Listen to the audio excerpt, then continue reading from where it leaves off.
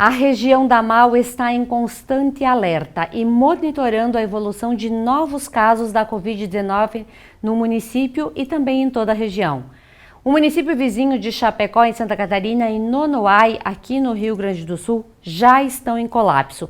Fique alerta com as informações trazidas pelo Jackson Arpini. Estamos novamente em alerta pelo número elevado de novos casos de Covid-19 que tem surgido aqui na nossa região.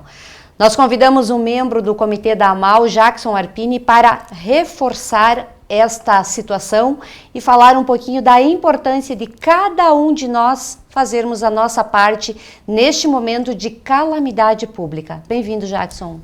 Boa noite aos telespectadores da TV Erechim, uma saudação especial à Sandra, e já de antemão agradeço o convite para repassar informações a toda a população, tendo em vista um novo cenário no qual estamos atravessando, tendo em vista a epidemia regional do Covid-19.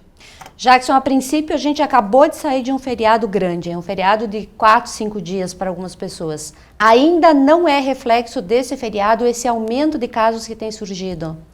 Perfeito, Sandra. Nós estamos verificando pelos nossos gráficos, pelo boletim regional, de que está ocorrendo um aumento no número de casos ativos. Segundo os últimos 6 levantamentos, todos eles apontaram para este crescimento.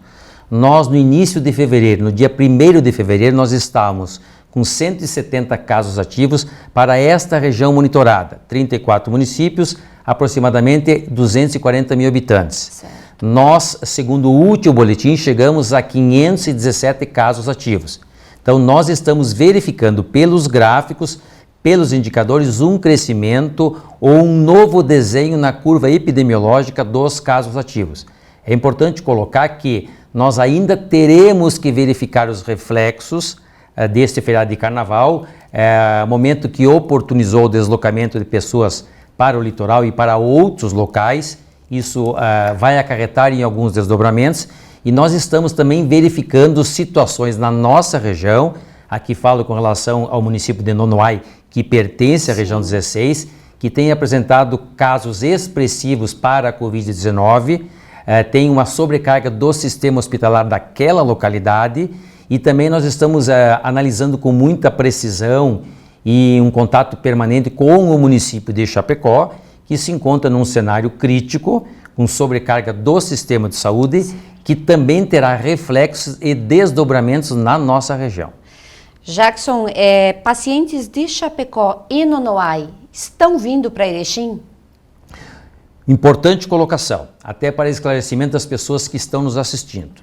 Os pacientes de Nonoai pertencem à nossa região, pertencem à região 16 e têm como referência para assistência de Covid o hospital daquela localidade, que tem 18 leitos clínicos habilitados, mas também tem como referência os nossos hospitais aqui do município sede, ambos hospitais que possuem alas Covid, Santa Terezinha e Hospital de Caridade.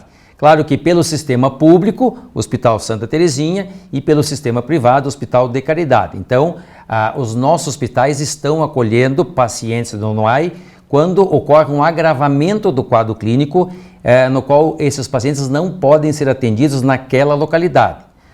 Nós mantivemos contato com a prefeita de Nonoai. Certo. O Hospital de Nonoai possui 18 leitos clínicos habilitados para assistência da Covid, estão com 100% de ocupação, então o caminho natural agora é que esses pacientes sejam encaminhados para Erechim, que tem então essas duas estruturas que são referência para toda a região 16. Isso pode comprometer os nossos hospitais? A nossa cidade pode também entrar num colapso? Obviamente. Nós, há 2 semanas atrás, colocamos a região em atenção. Certo. Nós mudamos a classificação, a região 16 está em alerta geral, tendo em vista uma série de fatores. Esta questão referente ao expressivo número de casos de Nonoai, que já tem reflexos nos municípios do entorno, e a questão com relação à situação crítica, caótica de Chapecó. Nós sabemos que Chapecó está distante 100 quilômetros do município sede de Erechim. É uma epidemia que tem uma disseminação muito rápida.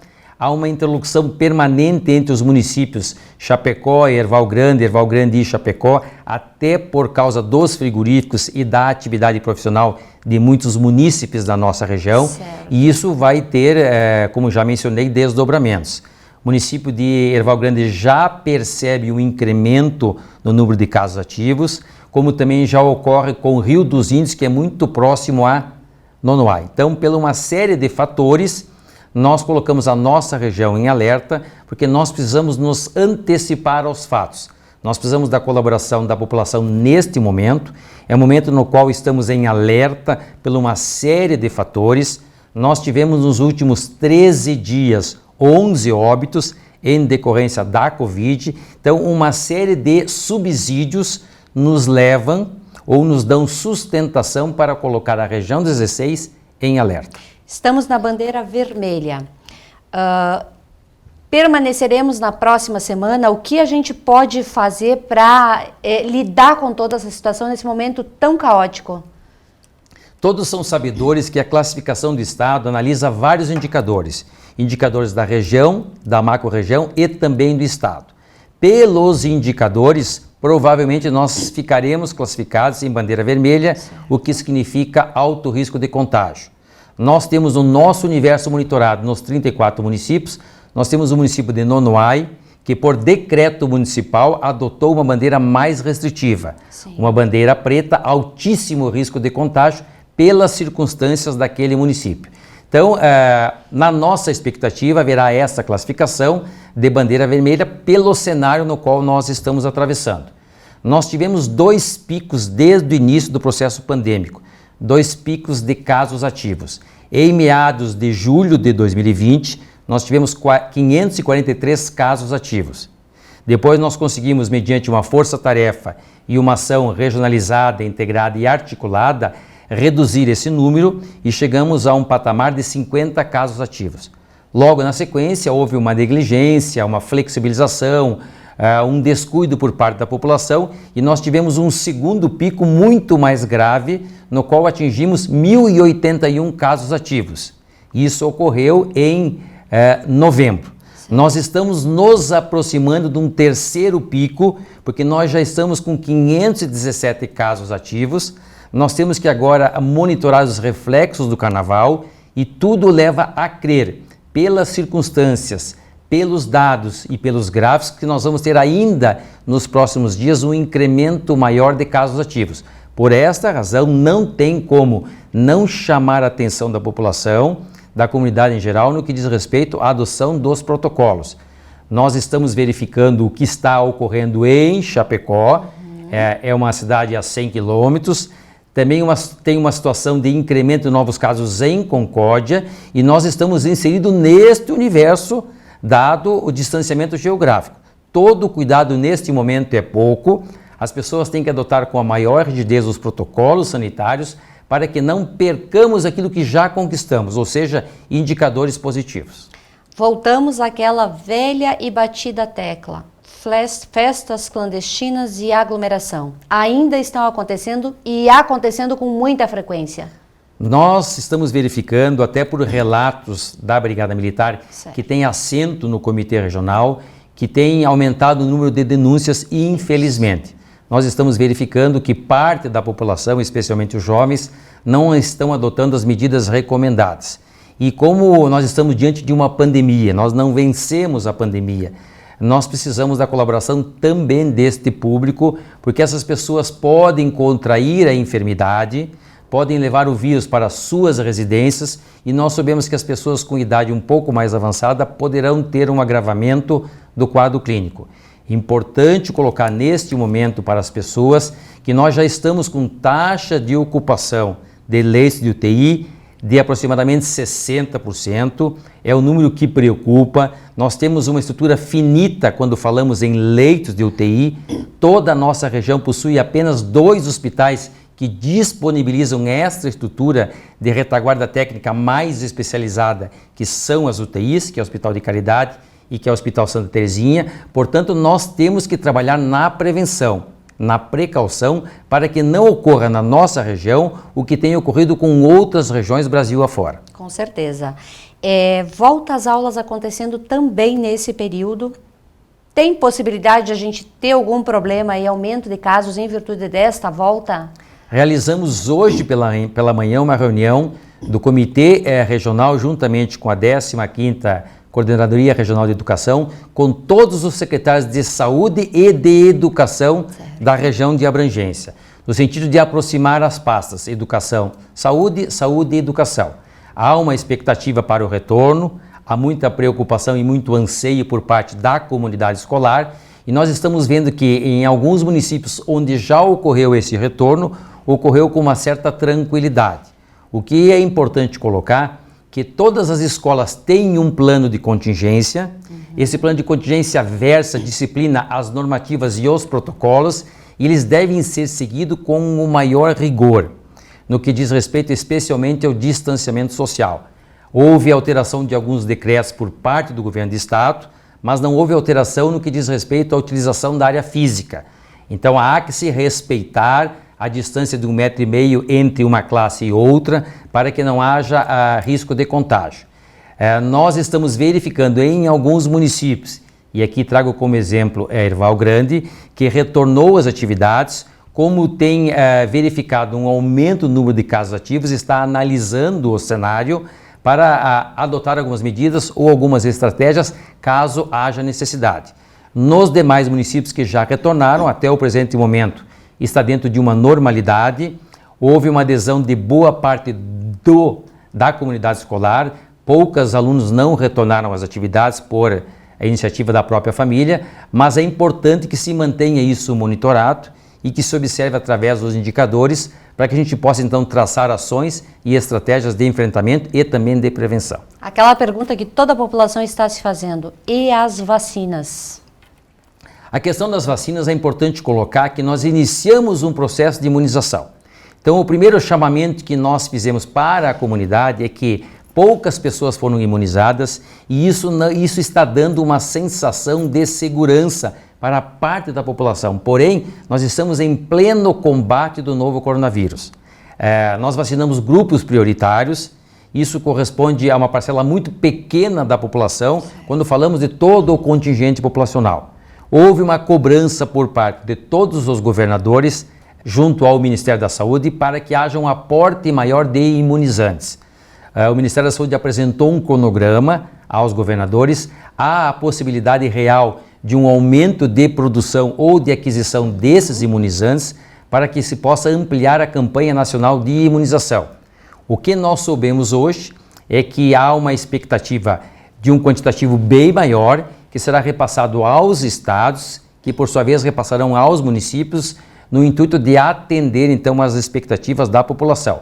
Mas o que é importante colocar ou ressaltar para a população é que estamos dando os primeiros passos no processo de imunização. Certo. E não é porque damos os primeiros passos ou imunizamos parte da população que há uma sensação de imunização geral. Não, algumas pessoas estão imunizadas, o restante da população precisa adotar com critério, de forma muito sensata, os protocolos sanitários.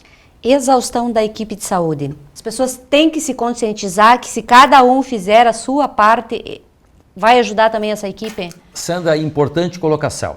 Nós estamos enfrentando o processo pandêmico desde março de 2020. Nós estamos nos aproximando de completar 1 ano de enfrentamento da epidemia. Obviamente que as estruturas de saúde estão chegando em sobrecarga, tanto físico como emocional. Nós temos, por exemplo, com relação às UTIs, nós temos pequenas pessoas ou um grupo menor que está habilitado para atendimento em unidade de terapia intensiva. Certo. Nós não temos um contingente muito grande de equipes para esta atuação. Essas pessoas estão chegando ao seu limite físico. Então é importante que haja a colaboração da população na adoção dos protocolos, para que não haja a contaminação no primeiro momento, para que não haja agravamento do quadro clínico e para que não haja necessidade de internação, o que nos dá então uma segurança com relação à assistência quando houver poucos casos de agravamento. Em contrapartida, se não houver essa colaboração da população, se não houver esse entendimento por parte dos cidadãos, nós vamos ter muitos casos confirmados para a Covid. A partir do momento que nós temos muitos casos confirmados, nós sabemos que parte desses casos terão um agravamento, necessitarão de leitos clínicos, uma parcela terá um agravamento maior, necessitarão de leitos de UTI e, infelizmente, desta parcela que vai até os leitos de UTI, nós vamos ter o surgimento de óbitos. Por esta razão, a melhor conduta, o melhor encaminhamento é a adoção dos protocolos sanitários, ou seja, das ferramentas de prevenção que nós temos no momento. Final de semana se aproximando, tá calor, a estação convida a gente para sair, para confraternizar, para um monte de ações. É o momento de cada um ficar na sua casa nesse final de semana? A população tem que entender que o cenário vem se agravando novamente. Eu já coloquei que nós tivemos 2 picos expressivos de casos ativos e nós estamos caminhando para um 3º pico, ultrapassando 500 casos ativos na nossa região. Aparentemente não é um número tão expressivo, mas nós sabemos que a partir do surgimento de mais casos ativos, existe uma tendência de que esse número venha a crescer. Em contato com os locais que realizam testagem confirmatória para a Covid, já há relato de um aumento na demanda e também nós sabemos que quando há este aumento de procura para a testagem, também haverá confirmação de mais casos de contaminação por Covid.